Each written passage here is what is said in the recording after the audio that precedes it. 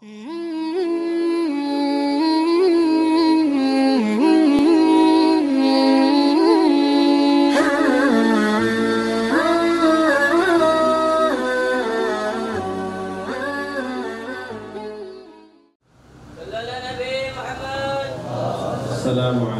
warahmatullahi wabarakatuh. Alhamdulillahi rabbil alamin, alladzi hadana li hadza wa ma kunna linahtadiya laula an hadana Allah. Ashhadu an la ilaha illallah wahdahu la syarika lah, syahadatan tu'ridu biha al-lisan amma tawammanahu al-janan min at-tasdiq biha wal-id'an. Wa ashhadu anna sayyidana wa nabiyyana Muhammadan 'abduhu wa rasuluhu, as-safiyyuhu wa habibuhu wa khaliluhu, arsalahu Allahu lil 'alamin bashiran wa nadhira wa da'iyan ila Allah bi idnihi wa sirajan qamaran munira. Allahumma salli wa sallim ala sayyidina Muhammadin miftahi babi rahmatillah, adada ma fi ilmillah, salatan wa salaman daimaini bidawami mulkillah, wa ala alihi wa sahbihi wa mawalah, wa la hawla wa la quwata illa billah. Yang kita hormati, yang membuat harum majlis ini, duduknya kita pada malam hari ini, kehadiran guru kita semua, orang tua kita, panutan kita, yang membawa petunjuk kepada kita, Tuan Guru Kiai Abdul Halim. Mudah-mudahan segera senantiasa diberikan kesehatan oleh Allah Subhanahu wa taala. Allah panjangkan umur beliau, Allah jaga beliau, dan mudah-mudahan insya Allah perbanyak orang-orang semisal beliau. Begitu juga para alim ulama, para asatid, para kiai, orang-orang tua kita yang tidak dapat saya sebutkan satu persatu namanya.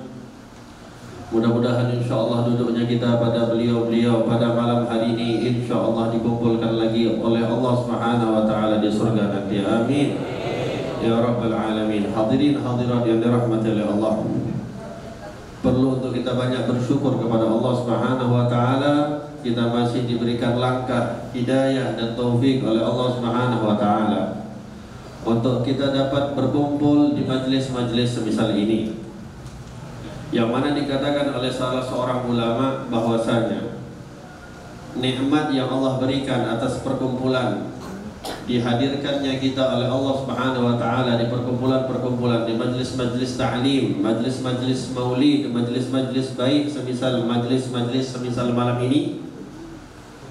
Kalaupun kita ingin menunjukkan rasa syukur kita dengan kita sujud kepada Allah Subhanahu wa taala di atas bara api sekalipun, maka itu tidak dapat menunaikan rasa syukur kita. Allah masih menggerakkan hati kita untuk dihadirkan oleh Allah, hadir di dalam majlis-majlis semisal ini.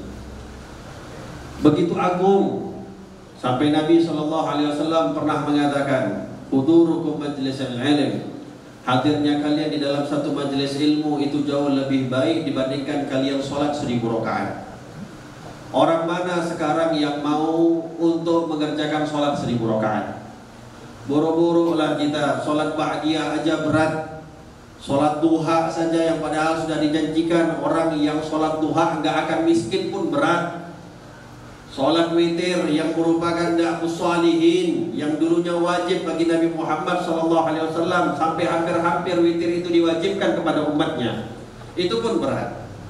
Boro-boro lah kalau kita mau mengerjakan sholat 1000 rakaat. Kita bukan Sayyidina Ali Zainal Abidin, kita bukan Imam Ahmad bin Hanbal, kita bukan Imam Junaid bin Muhammad al-Baghdadi yang mereka terkenal dengan banyaknya sholat mereka.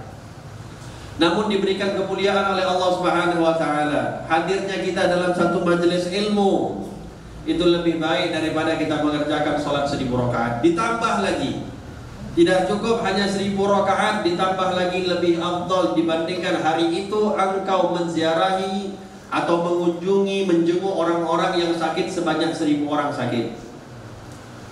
Fadilah besar menjenguk orang sakit, memberikan kesenangan kepada orang yang sedang diberikan ujian oleh Allah Subhanahu wa taala merupakan kemuliaan besar. Satu orang saja yang kita ziarahi atau kita jenguk ketika dia sakit, itu merupakan kemuliaan yang besar diberikan oleh Allah Subhanahu wa taala. Anda bayangkan 1000 orang. Ada yang mampu?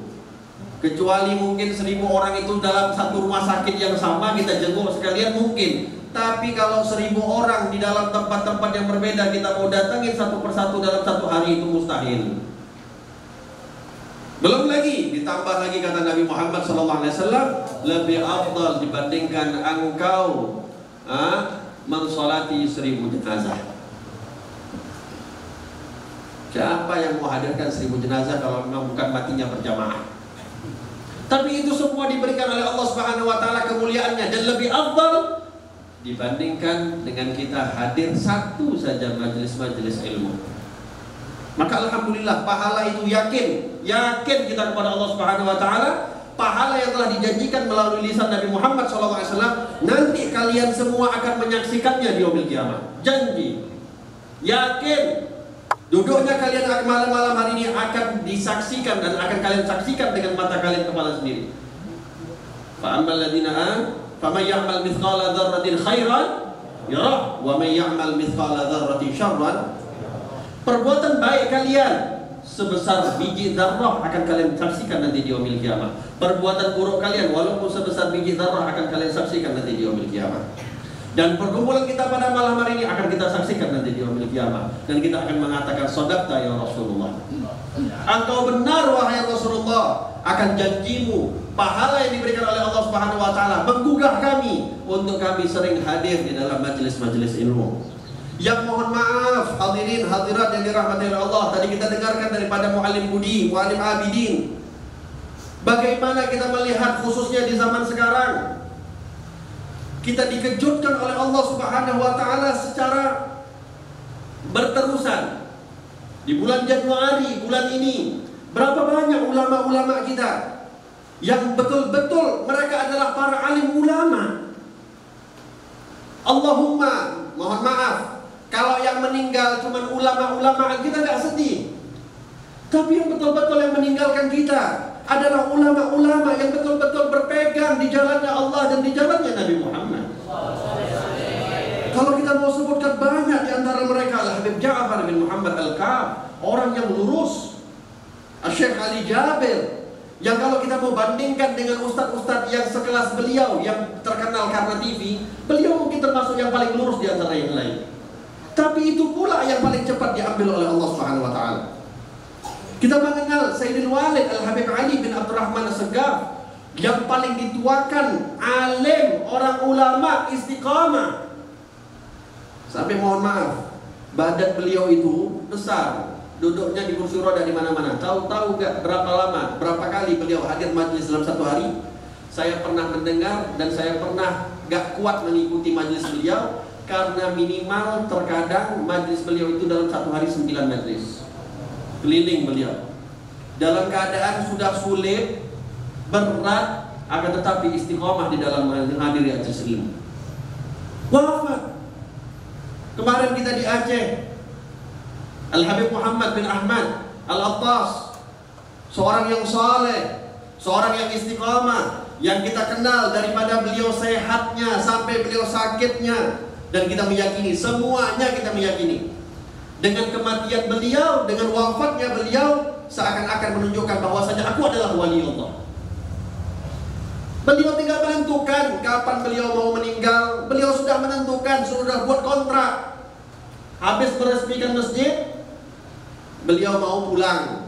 Pulang kemana? Ke hadirat Allah. Kan seakan-akan ada kontrak langsung daripada Allah Subhanahu wa taala. Kita terkejut, sekaligus dicabar oleh Allah Subhanahu wa taala. Beberapa hari yang lalu ulama-ulama besar kita, Habib Ali Masyhur, Mufti Kota Tarim, banyak lagi para alim ulama yang meninggalkan kita satu persatu, dan ini adalah seakan-akan pembuktian kalam Nabi Muhammad. Innallaha la yaqbidul ilma intiza'an yantazi'u minal ibad walakin biqabdil ulama. Allah itu kalau mau ngambil ilmu dari muka bumi ini, itu bukan bukan dengan ilmunya itu yang ada di kepala kita tiba-tiba dihilangkan sama Allah. Bukan begitu caranya.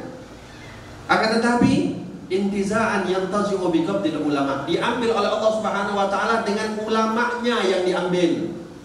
Kenapa? Hakikatnya ilmu itu bukan di kitab, hakikatnya ilmu itu ada di dalam dadanya para ulama. Sehingga ketika ulama itu diambil oleh Allah Subhanahu wa taala, zahaba ma'au. Apa yang ada dengan para ulama tersebut itu pun diambil oleh Allah Subhanahu wa taala. Oleh sebab itu kan sering kita mendengar, al-ilmu fis sudur la fi sutur. Ilmu itu di dada, bukan dengan tulisan, bukan dengan kitab.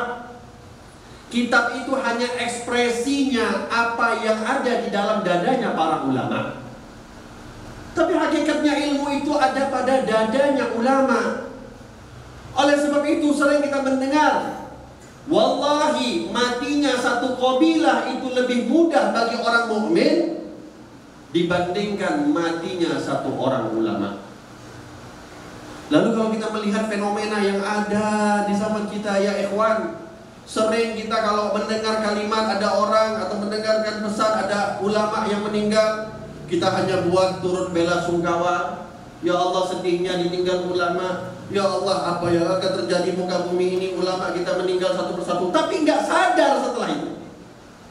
Hanya tahunya buat status di Facebook, buat emoticon nangis, buat emoticon sedih, sambil menuliskan bela sungkawa, turut bersedih hati, turut berduka cita atas wafatnya ulama. Ya Allah, jagalah negeri ini, jangan sampai engkau berikan bencana. Tapi kita tidak memikirkan solusi apa yang akan kita lakukan setelah wafatnya para ulama tersebut. Kita semua takut mati, dan kita semua yakin kita nggak akan siap menghadapi kiamat. Akhir zaman itu berat ya ikhwan. Bagaimana fitnahnya Dajjal, bagaimana fitnahnya Ya'juj wa Ma'juj, bagaimana fitnahnya yang telah disiapkan oleh Allah Subhanahu wa taala untuk orang-orang yang hidup di akhir zaman. Siapa yang di antara kita akan merasa diri kita percaya diri seakan-akan kita akan siap menghadapi Dajjal? Mohon maaf, dikatakan nanti ketika Dajjal keluar, kita semua akan kesulitan untuk cari makan, untuk cari minum. Sampai-sampai itu dikatakan yang punya makanan dan minuman hanya orang-orang yang mengikuti pengikutnya Dajjal.